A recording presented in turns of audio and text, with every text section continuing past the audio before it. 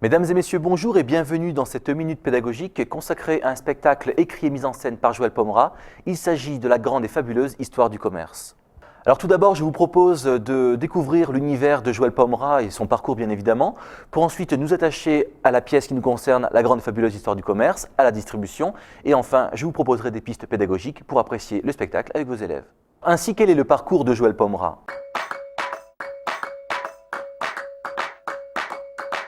Dramaturge et metteur en scène né en 1963, Joël Pomera s'intéresse et se fascine pour le théâtre à partir du moment où il assiste à son premier festival d'Avignon à l'âge de 12 ans. Il intègre ensuite une compagnie de théâtre régionale, compagnie qui lui donnera le goût du jeu tout d'abord, mais ensuite de la mise en scène et de l'écriture. C'est en 1990 que Joël Pomera crée sa compagnie, la compagnie Louis Brouillard, qui recevra d'ailleurs le Molière de la meilleure compagnie à l'occasion de sa mise en scène de Chambre froide. Alors, en 1995, une bourse d'écriture de la banque CIC lui permet de rédiger son texte Paul, lequel sera mis en scène au Théâtre des Fédérés à Montluçon, puis au Théâtre de la Main d'Or à Paris. C'est dans ce théâtre qu'il crée ses premiers spectacles, à savoir Le Chemin de Dakar, le spectacle théâtre, 25 années, ou encore L'Essuie et les événements. Alors, en résidence de 2005 à 2008 à la scène nationale de Chambéry, Joël Pomera entre ensuite en résidence au Théâtre Bretigny, puis au Bouffe du Nord, de 2007 à 2010. Où il présente d'ailleurs la pièce Je tremble, qui lui vaudra de s'imposer aux nominations pour les Molières de la meilleure compagnie et de l'auteur francophone vivant. Sachez par ailleurs que Joël Pomera est actuellement artiste associé à l'Odéon Théâtre de l'Europe et au Théâtre National de Belgique. Intéressons-nous maintenant au théâtre de Joël Pomera. Alors si vous désirez d'emblée avoir plus de renseignements concernant son théâtre, une approche théorique des enjeux de ses mises en scène et de ses textes, je vous invite à aller vous plonger dans le recueil d'entretiens qu'il a publié aux éditions Actes Sud. Il s'agit de Théâtre en présence. Vous aurez une mine de renseignements qui vous permettra d'appréhender de manière beaucoup plus précise le travail de Joël Pomera. Ainsi, dans cet ouvrage, il évoque son long compagnonnage avec ses comédiens, donc avec lesquels il travaille depuis très longtemps. Il évoque aussi l'importance de son travail de dialogue entre la scène et le plateau, puisqu'il s'agit effectivement d'un écrivain de plateau qui ne met en scène d'ailleurs que ses propres textes, ou des textes connus, mais retravaillés à chaque fois par sa propre plume. Dès lors, il est bien évident que le théâtre de Joël Pomera est un théâtre qui se fait pour la représentation et par la représentation, puisqu'il qualifie son théâtre d'empirique et de progressif. C'est-à-dire qu'il entretient systématiquement, lors des répétitions, un dialogue avec les comédiens qui lui permet donc d'enrichir ses textes et de les rendre beaucoup plus efficaces eu égard aux intentions qui portent ses ouvrages. Alors il est à noter aussi que Joël Pomera lutte contre le théâtre trop bavard, le théâtre de communication pure, de surcommunication, et privilégie, en donnant la part belle au concret, il privilégie le physique. Et c'est ça aussi qui est intéressant dans la progression de son travail, c'est qu'à chaque fois, à mesure que ses pièces se créent, il donne beaucoup plus d'épaisseur à la scénographie qu'à la parole même. Ainsi, je vais vous lire une citation extraite donc de son ouvrage évoqué tout à l'heure. « On ne cesse pas de se mettre en scène, de mettre en scène sa parole, son rapport aux autres, l'inverse d'une spontanéité. Et au théâtre, on vient pour autre chose. » Et donc c'est là aussi que s'impose la démarche de Joël Pomera, puisqu'effectivement il recherche cette spontanéité que seul le corps peut parfois offrir.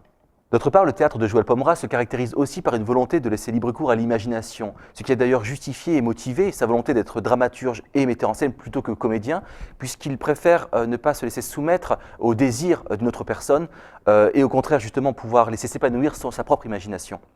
Praticien de théâtre et fabricant de pièces, comme il aime s'appeler, Joël Pomera est aussi un auteur-metteur en scène qui inscrit beaucoup ses textes dans l'espace et le temps. Il y a toujours une relation particulière à la spatialité, à la temporalité, de manière à rendre compte de ses intentions qui, globalement, vont être mises en valeur par le travail de la lumière, du son et évidemment, bien sûr, du décor. Ainsi, cela se traduit par un théâtre d'expérimentation, à la fois textuel et scénographique. Alors comment est-ce qu'il procède? Par une déconstruction narrative, par exemple, mais aussi par l'exploitation de techniques lui permettant de créer des univers oniriques, uniques, capables de fasciner le spectateur et de faire un peu comme cette Alice qui tombe au fond du trou pour revenir ensuite à elle-même, faire en sorte que le spectateur puisse revenir à lui avec une nouvelle réflexion, une nouvelle conception de la réalité. Alors maintenant, intéressons-nous à ces thèmes, à son inspiration. Et pour ce faire, je vous propose d'analyser très rapidement les propos qu'il a pu tenir lors d'un entretien avec Jean-François Perrier à l'occasion du Festival d'Avignon, au cours duquel il avait d'ailleurs mis en scène sa pièce « Je tremble ».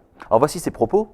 « J'avais lu des textes de Borges, dans lesquels je sentais un rapport au monde et aux choses de l'ordre du jeu.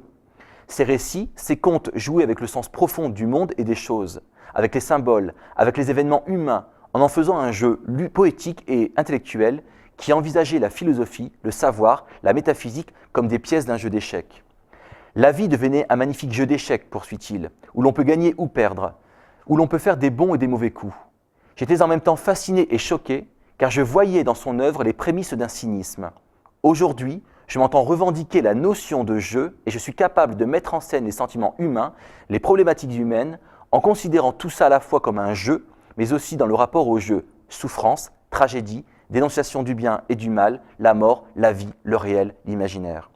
Alors il me semble que ce propos de Joël Pomera incarne parfaitement les intentions qui gouvernent toute son œuvre.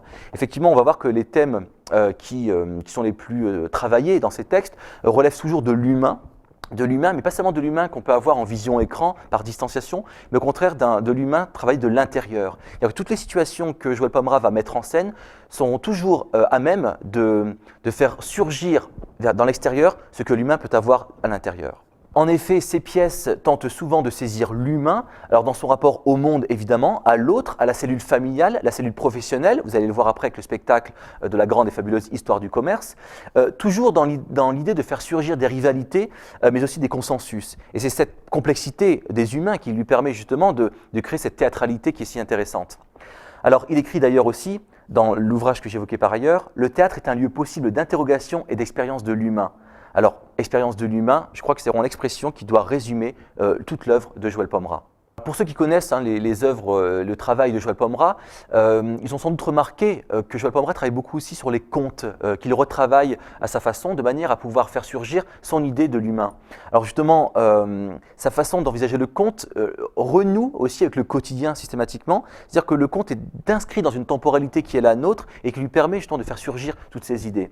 Alors, de même, ce qui est intéressant aussi dans son travail, quand il puise dans les contes pour travailler sur l'humain, c'est que le conte lui permet aussi de créer cette étrangeté, de laisser libre cours aussi à son imaginaire, et de créer tous ces univers oniriques qui permettent aussi à un moment donné au spectateur de quitter sa réalité pour en atteindre une autre et ensuite revenir à sa réalité. Alors parmi les contes travaillés par Joël Pomera figurent Pinocchio, Le Petit Chaperon Rouge, et récemment, donc en 2011, Cendrillon. Alors pour conclure sur ces thèmes, cette inspiration propre à Joël Pomera, je dirais que son œuvre est largement portée par des préoccupations contemporaines, mais aussi par des préoccupations sociales, métaphysiques, anthropologiques, qui lui permettent de ce fait de varier les sujets et d'obtenir le même résultat, un résultat qui permet de questionner l'homme. Alors justement, ce qui est intéressant aussi de voir dans son œuvre, c'est que, outre les contes qu'il a pu travailler, il s'est aussi dirigé vers un théâtre beaucoup plus documentaire, même si le mot est peut-être mal choisi au théâtre, mais un théâtre en tout cas qui vient questionner l'homme en puisant dans le réel pour que chacun puisse se reconnaître, s'identifier et ensuite pouvoir réfléchir sur soi.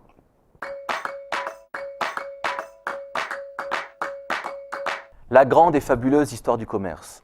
Alors sous ces airs d'épopée, ce titre emphatique oriente d'emblée le spectateur vers une mise en scène qui, et vous le déterminerez lors de la représentation, mettrait en avant le parcours initiatique, voire épique donc, de ceux qui pratiquent la profession de commercial.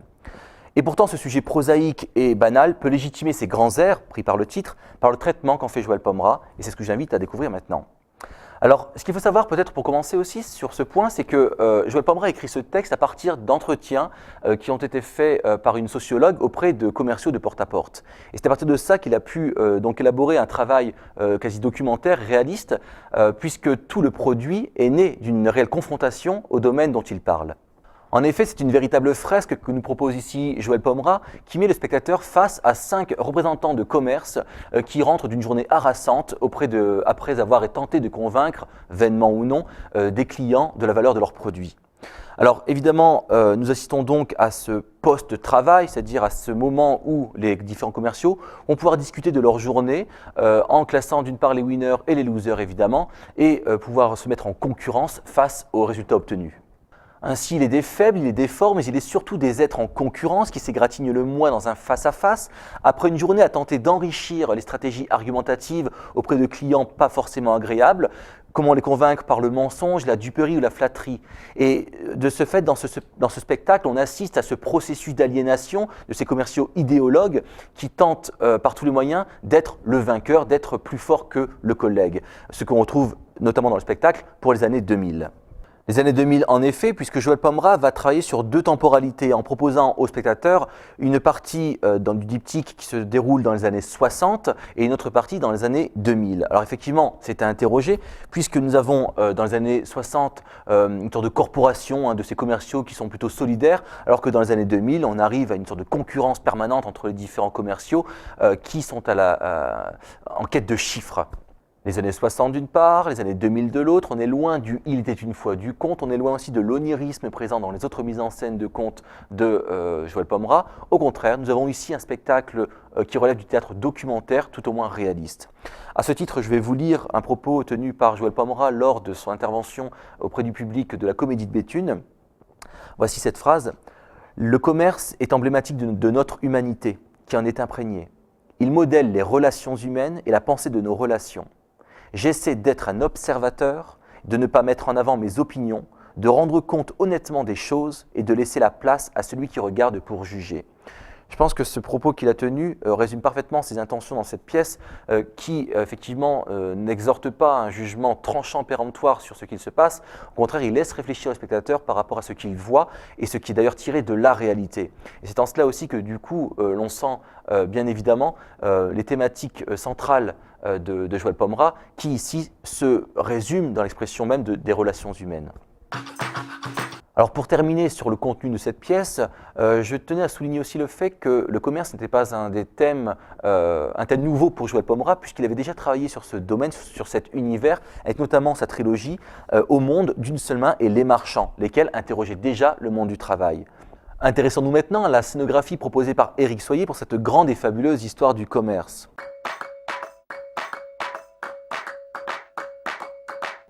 Alors une chambre d'hôtel, un lit, une commode, un fauteuil, une lampe, une télévision aussi qui laisse déjà entendre la révolte d'étudiants contre la dictature de consommation en 68, tel est le décor simpliste qui vient accueillir ces 5 commerciaux en fin de journée. Des vendeurs fiers ou déçus, des vendeurs en tenue de travail, tenues qui vont progressivement se défaire, comme pour signifier aussi cette volonté de sortir de ce carcan qui les a emprisonnés pendant toute la journée lors de ces tentatives de persuasion et de conviction auprès de potentiels clients.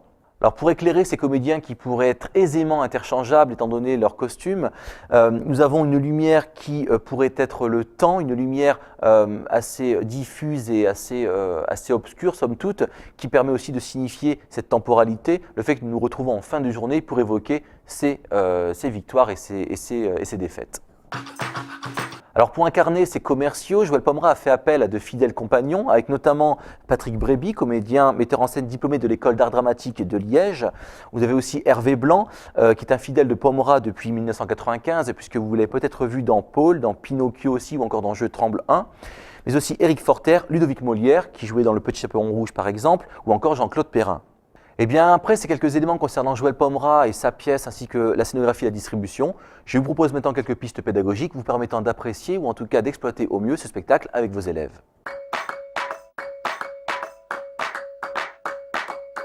Alors la première piste que je vous propose s'articule autour du théâtre documentaire.